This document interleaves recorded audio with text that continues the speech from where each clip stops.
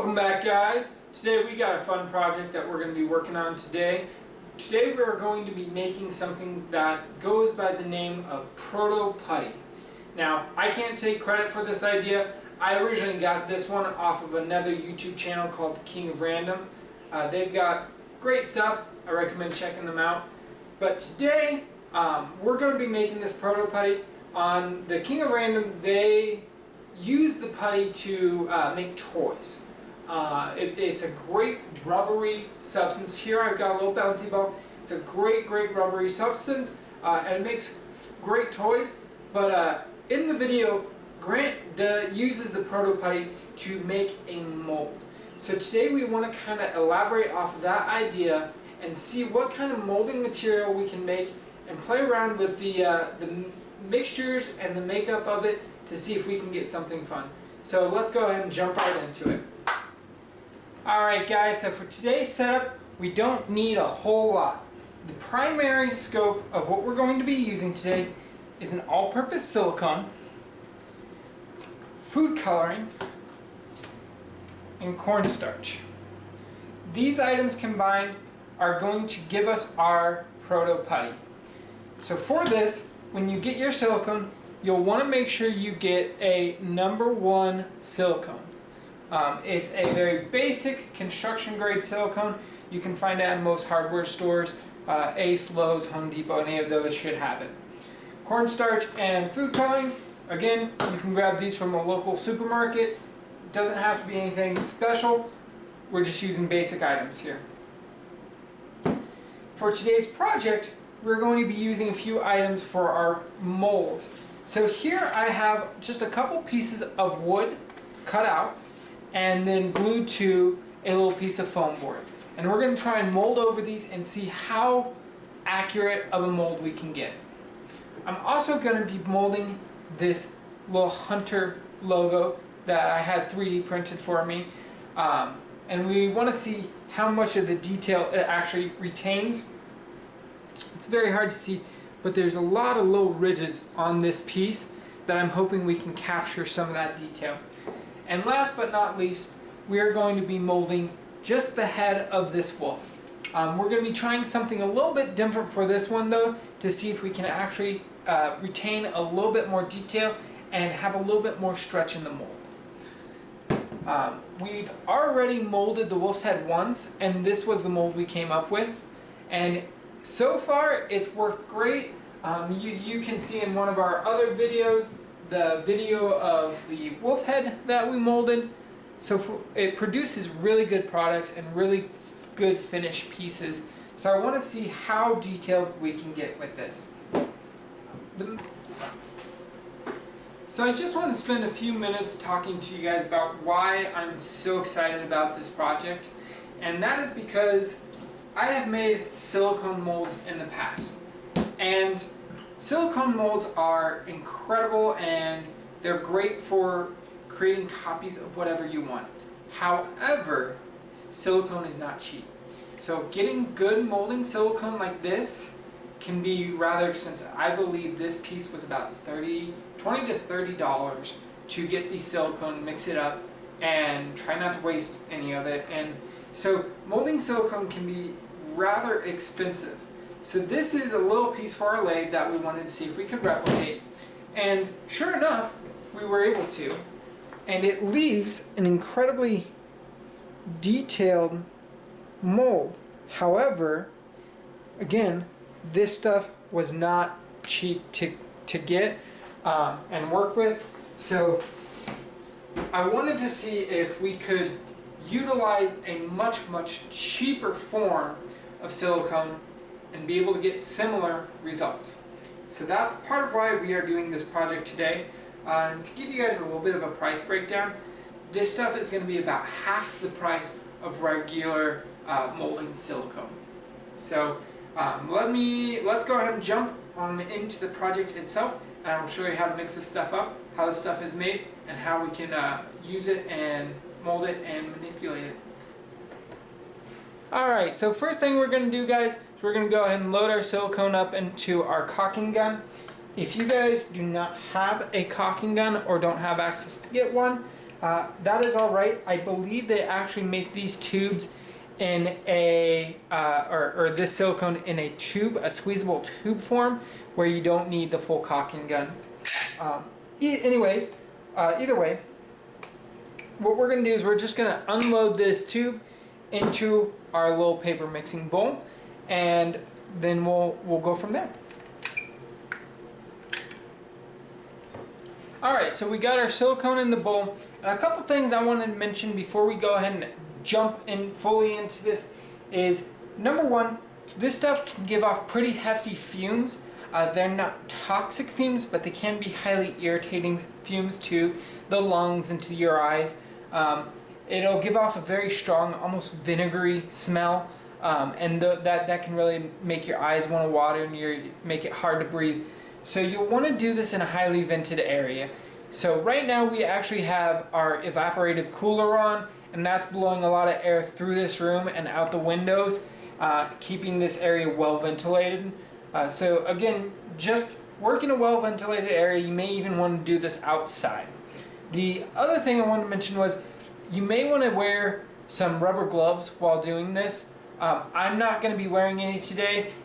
That's partly due because we're out of rubber gloves, but you might want to wear some rubber gloves just to keep this stuff from getting on your hands.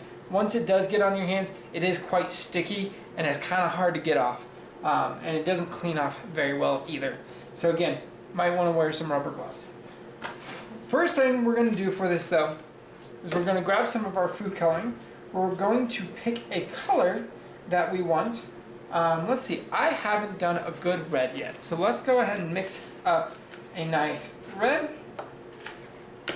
And we're also going to grab a stir stick to mix this all up with. You can use anything. You can use a spoon, you can use a stir stick, popsicle stick, whatever you got, feel free to use it. And we're going to start by adding a fair bit of food coloring to this.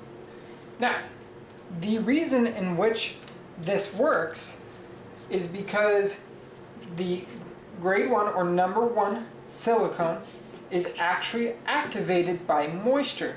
So we could, if we wanted to, do this with water rather than food coloring. However, the food coloring gives it a really nice look to it, and it kind of tells us how much we're putting in. So what we'll do is we're going to mix this up until that color is nice and consistent through and through. And we will see you back here in a little bit after we've got this nice and mixed up. Alright guys, so we got our silicone nice and mixed up now.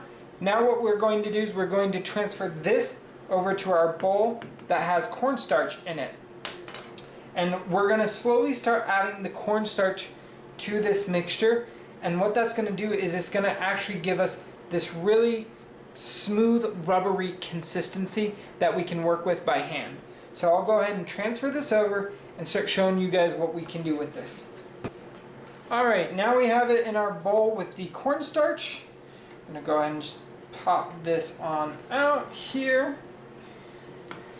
And we're going to take a spoon or another stir stick, and we're just going to slowly start coating this with cornstarch. Once we have it nice and coated, we can actually start handling this by hand. The cornstarch is going to do a couple things for us.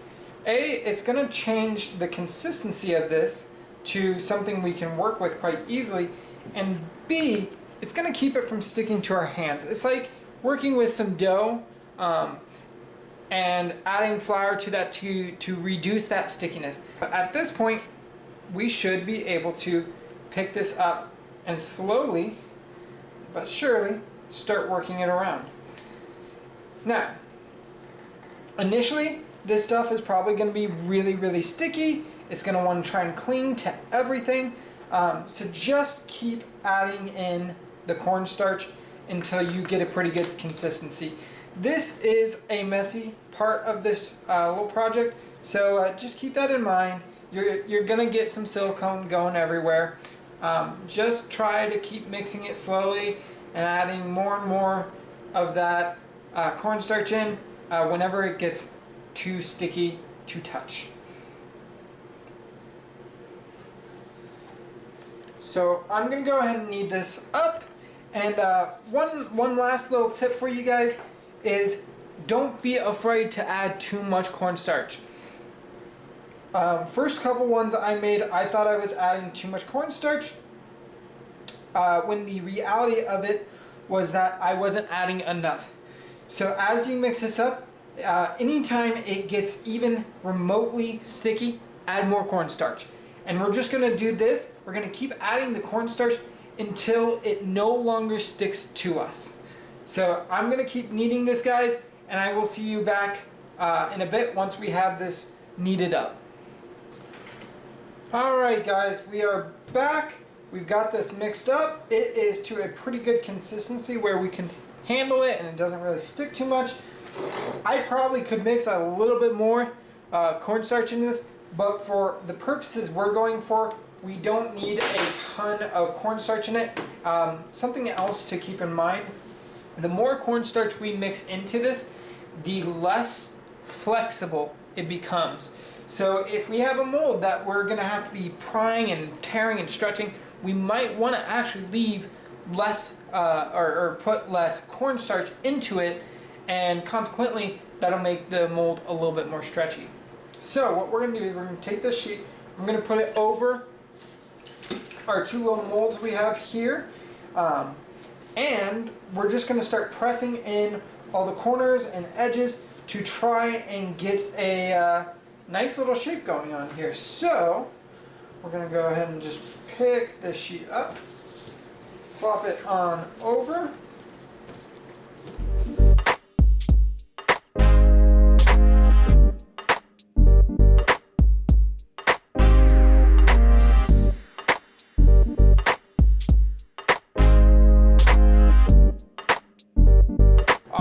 So we've got this one nice and molded up. We've got those pushed in as tight as we can get them. They feel a little loose still around some of the edges. When I push on one side, the other side seems to push out a bit. So again, we're just going to try and edge these up as best as we can. And the goal is just to kind of see what kind of detail we can get with these, and then what kind of rigidity we can get with these as well. If this doesn't work out well with this thinner piece, what we might end up doing in the future is mixing up a secondary batch and doing just one, but letting the sides and the top be really, really thick. And that thickness might help us to get a nice tight seal around this. But we're going to go ahead and leave this, let it set up. This will take probably about 20 to 30 minutes for it to fully cure and harden. So we'll be back in about 20 minutes to pop this out and see what it looks like. In the meantime, we'll be testing our second thing we want to try. And now this one is going to be incredibly messy. But I want to take this wolf's head and I want to try and cast it. But we've already casted it once in this stuff, and we know it works pretty darn good. So what I want to try this time is I want to try utilizing this silicone without any cornstarch in it and see how strong and flexible the mold will be and how detailed we can get it in here. So I'm going to go ahead and get going on mixing up a second batch, and once we get that mixed up, I will see you guys back here and we'll go ahead and apply it to the wolf to see what kind of detail we can bring out.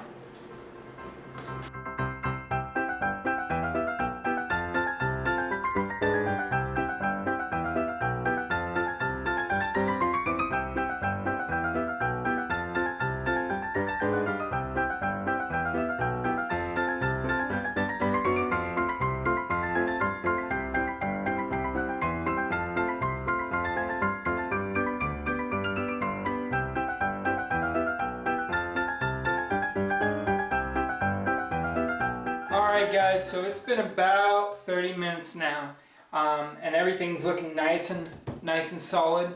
So I think we're about ready to demold here.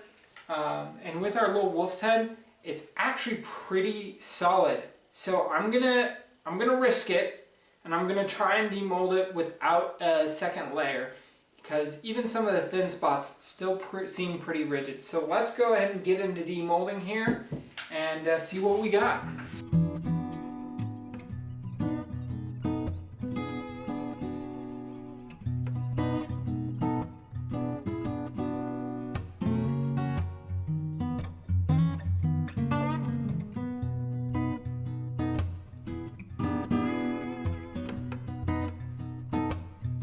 This mold, guys, it came out incredibly good, especially with how thin it is.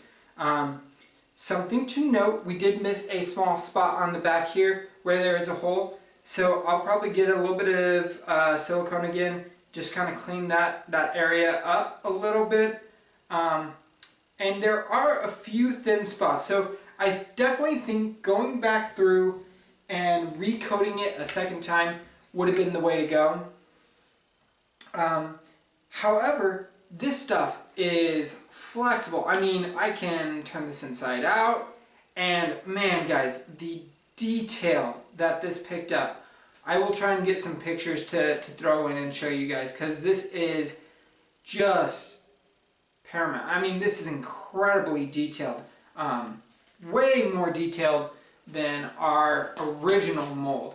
The other really cool thing about this is originally the wolf was just incredibly difficult to demold, because this stuff doesn't really have a lot of stretch to it. Whereas this one, as I was showing, I mean, super stretchy. I can turn it inside out.